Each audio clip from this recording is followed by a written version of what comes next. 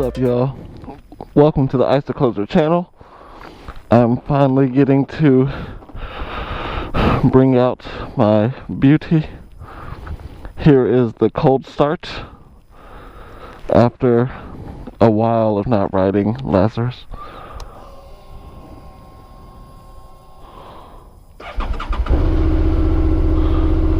Beautiful, strong, ready to go. It is so good to be back on Lazarus. For those who are new to the channel, that's what I call my 2019 SB650, Lazarus. So ironically, Lazarus has been raised back from the dead. I rode 10,000 miles on Lazarus my first year riding. This was my first bike. So I'll actually link that in the description above, or I'll just drop the link above. But yes, Lazarus was my first bike, and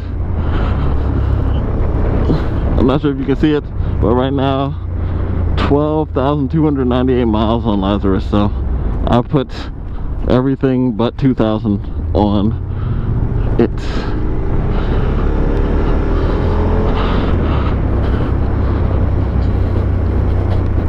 Like I said, it is so good to be back. That's very interesting. It is so good to be back on the bike. On this bike, I've mainly been riding the red VFR throughout the winter and colder months.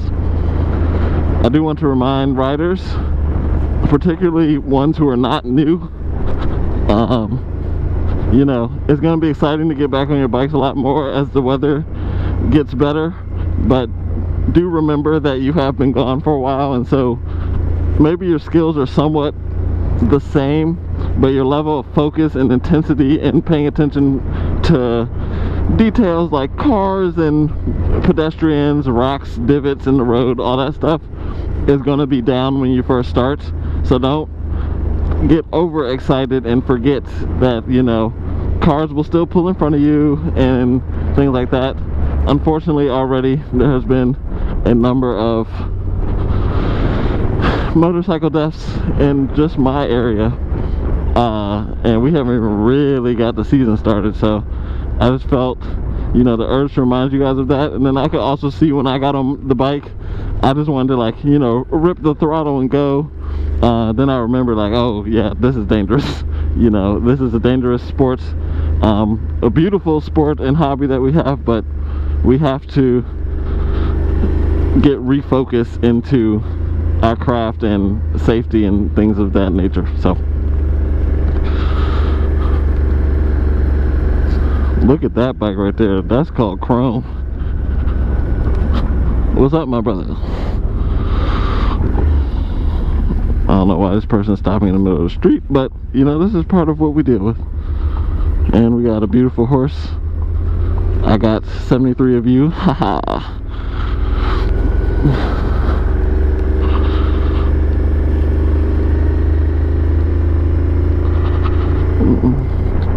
For me, riding through the city was something that I probably did 4 months in.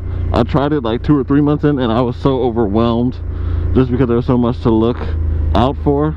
But now it's actually a good warm-up. It helps me, you know, resharpen my senses, get used to looking around for everyone, walking and things of that nature, all the cars, looking in my mirrors at the light, just all my fundamentals. Because, you know, after, of course, getting comfortable riding, but then coming back, we may forget our fundamentals and just be extremely confident, things of that nature. I do want to talk about the most dangerous thing to riders as we hop into this season. To me, the most dangerous thing to riders is not other people. It's our ego, our pride. You know, ego is not all bad. We need ego to have some confidence. So there's some good things in ego, but the ego I'm talking about is like that pride that you can just do whatever you want. You can race and that there are no repercussions to what you do. If motorcycling has taught me one thing, it has really helped me grow into a man, and the mindset that one bad decision can change your life forever. I've seen that unfortunately change many people's lives, men and women, mothers, fathers. You know, at the same time, one good decision can change your life and alter the course of your life too. I think me getting a motorcycle altered the course of my life. There was also 2 or 3 decisions that, you know, if I had committed to them longer, or most honestly, if God didn't protect me from myself, then I would have found myself in a very bad predicament. So, and then you have, like, if God gives you a second chance in those decisions, you got to learn from them, because they will come up again. So, it's not supposed to be a long video, or a video where I'm just like talking at y'all that much. Lord have mercy. How you doing, brother? But I just hope maybe this video can save a life or 2 this year. And even if it's not literally a life from someone getting killed in a motorcycle accident, maybe it saved you from wasting your life. Because one bad decision doesn't just apply to motorcycle riders. One bad decision could be, you know, if you found yourself stuck selling drugs to make a living, and you realize you don't have to do that anymore, but you get greedy. That one bad decision could maybe be when you get an out and you're able to leave that life that you once needed. You go back just to get more money, or just because you're comfortable. You know, one bad decision could be leaving your family or cheating on your woman. It could be anything, and we're all human. And it's funny, I was listening to, I may even clip the video, this podcast called $1 Million Worth of Game, and the dude was asking Wallo, who is one of the people on the podcast, how much time or how long did it take for him to get life in prison. And he was confused at first, but what he was referencing was that, you know, the armed robbery, the bank robbery that Wallo did was 3 to 5 minutes, and it earned him 20 years. And so he said, you traded 3 to 5 minutes for 20 years plus of prison. Was it worth it? And I just really want, you know, any subscribers, and if you guys are feeling this, you know, or if it's hitting you, please share it. I don't really care. Like, well, I would love if people subscribe, but at the grand scheme of things, I don't really care if people subscribe or not, if it just helps them. That's really what I care about.